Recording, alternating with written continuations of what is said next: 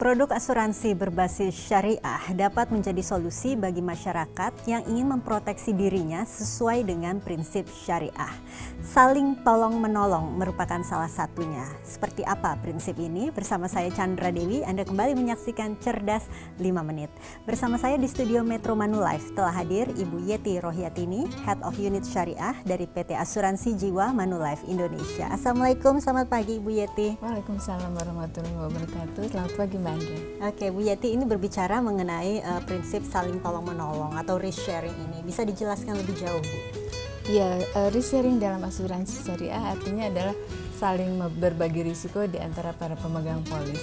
Memang prinsip awalnya adalah tolong-menolong di antara sesama yang kemudian dihimpun dalam satu komunitas para pemegang polis.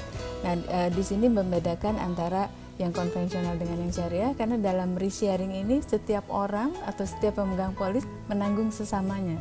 Ketika terjadi musibah, mereka adalah para penolongnya gitu, melalui dana tabaru yang dititipkan dikelola oleh perusahaan asuransi. Oke, barangkali supaya lebih jelasnya, prinsip kerjanya bagaimana, Bu? Kita membayar premi, betul, pertamanya seperti itu ya, Bu ya? Jadi dari premi atau kita sebut kontribusi yang dibayarkan oleh para pemegang polis ini, sebagian dana dari situ itu akan masuk dana tabaru yang dihibahkan. Nah, inilah sarana mereka untuk menolong sesama. Dari situ akan dikumpulkan menjadi satu, dan pada saat terjadi klaim, dana itulah yang akan digunakan untuk pembayaran klaim. Oke, jika dana yang terkumpul kemudian digunakan untuk klaim, ada kemungkinan tidak sih kemudian justru rekeningnya divisit? Semisalnya ini Bu, nasabah ada banyak yang tidak membayar kontribusinya atau dananya tadi ya, bisa divisit? Ya, banyak hal yang menjadi faktor, tentu saja bukan hanya nasabah yang tidak membayar premi, tetapi bisa saja karena para pemegang polis baru juga kurang gitu, sehingga karena kalau di dalam asuransi syariah hukum jumlah besar itu sangat memiliki faktor yang sangat mendukung. Contohnya gini, manakala di dana tabaru itu sedikit atau kurang, terjadi klaim yang besar. Pertanyaannya, apakah si yang mendapatkan atau yang menjadi mendapatkan risiko itu akan dibayar klaimnya gitu ya? Hak para pemegang polis atau yang mendapatkan risiko itu diutamakan. Mereka tetap akan dibayar walaupun dana tabarunya kurang. Dibayar oleh siapa, Ibu? Dibayar dengan dana talangan yang dikeluarkan oleh perusahaan asuransi yang mengelolanya.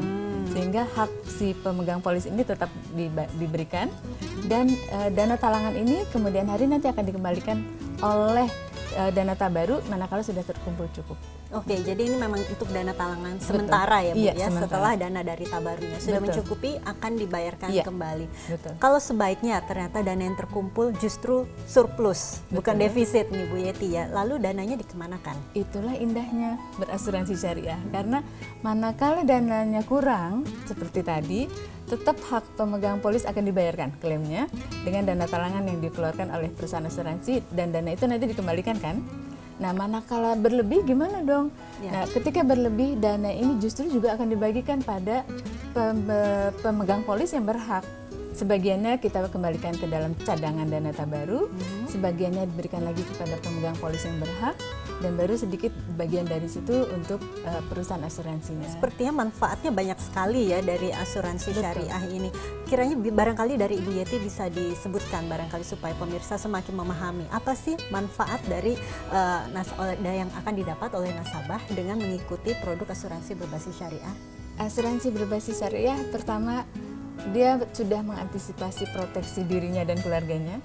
Yang kedua, manfaatnya adalah otomatis dia sudah menjadi penolong sesama.